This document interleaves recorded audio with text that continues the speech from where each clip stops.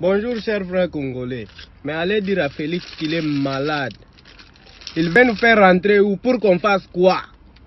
Il y a la nourriture d'abord pour manger. Baoyo bazana Congo. Hein? Bazoliana nouté. Et puis nous, on va laisser toutes ces histoires ici. On rentre dans un pays pour manger quoi? Et Chikwanga.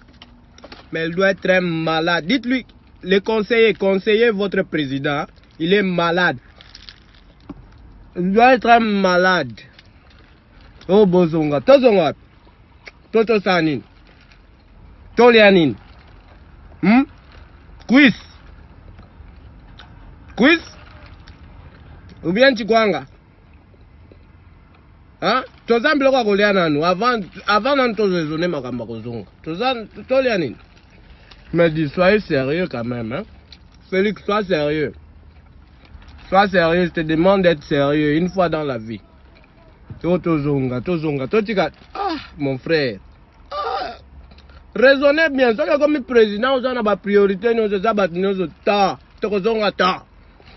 Ata, oh, qui comme au kanga, oh, kitunga, tozonga ta. Tozaka kawa.